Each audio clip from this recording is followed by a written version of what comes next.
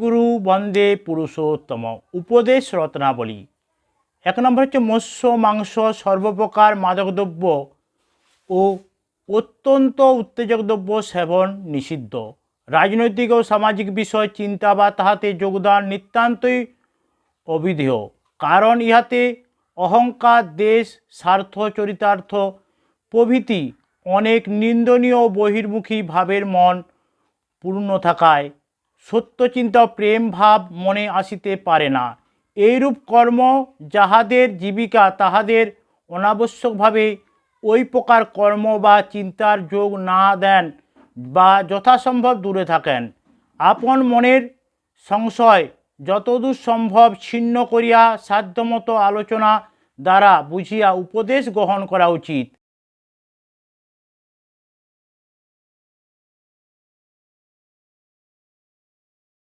ভগব চিন্তা ও ভাবের অত্যন্ত বিরোধী। বঙ্গদেশে প্রচলিত ধ্যান সমন্বিত সংকীর্তন ও পশ্চিম দেশে প্রচলিত আধ্যাত্মিক বিষয়ের গ্রন্থপাঠ উভয়কেই সৎসঙ্গ বলা যাইতেছে। সৎসঙ্গী কিংবা যে কেউ হোক না কেন, সকলের সহিত বিনীত নম্র এবং প্রেম গম্ভীর স্বরূপে বাক্যালাপ করিবার এবং ভাবমুখী থাকিবার চেষ্টা করা উচিত। সকলেই সর্বাবস্থায় আলিঙ্গনের চেষ্টা করা বাঞ্ছনীয়। আপনাকে সর্বপ্রথম লোকের সহিত মিশিতে অনুপযুক্ত বোধ করিলে অন্তত সৎসঙ্গীর সহিত ঐরূপ আচরণ বাঞ্ছনীয়।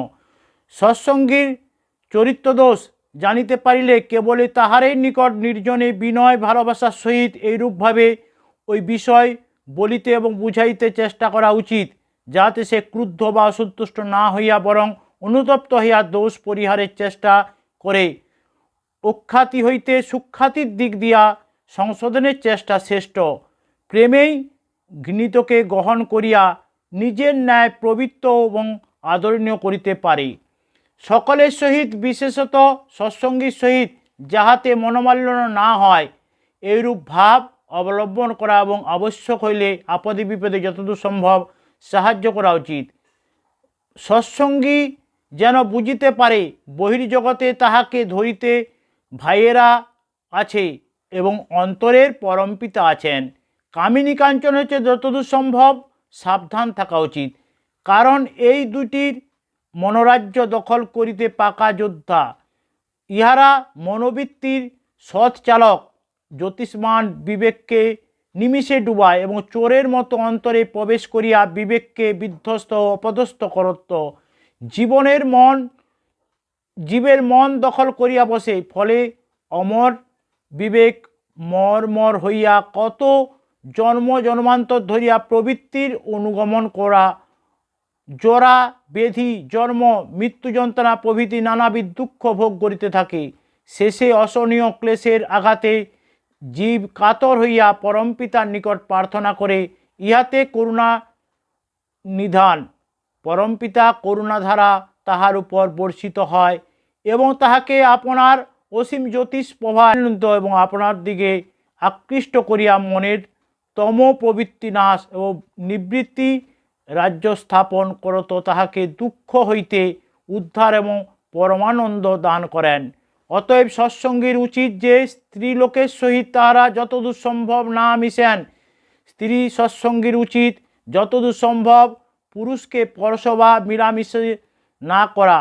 এমনকি যাহারা সদ্গুরু পদবাচ্য তাহাদের সদ্গুরুর আদেশ এবং নিতান্ত সৎ প্রয়োজন ভিন্ন স্ত্রীলোক বা অর্থের সঙ্গে মেশা অনাবশ্যক। সদ্গুরু আদেশ দিলেও আদেশকাল পূর্ণ হইলে প্রয়োজন বাড়াইয়া উহাদের সহিত মিশামিশি করা উচিত নয়। মনের বৃত্তি যাহাতে উচ্চ হয় এরূপ কর্ম করা নিতান্ত কর্তব্য। সদ্গুরুর চরিত্র আলোচনা বা চিন্তা ইত্যাদির দ্বারা যাহাতে তাহার প্রতি শ্রদ্ধা ভক্তি ভালোবাসা প্রভৃতি বৃদ্ধি হয় সেইরূপ করা কর্তব্য। উপদেশমতো সাধনা অভ্যাস করা ও নিয়ম সত্য চিন্তাধারা মনকে সত্যভাবাপন্ন করিয়া রাখিলে চেষ্টা করা একান্ত কর্তব্য।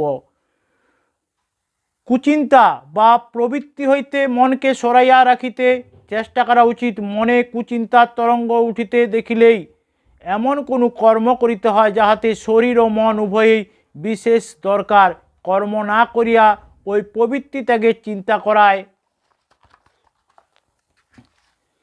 আরও তাহাকে ডাকিয়া আনায় হয়।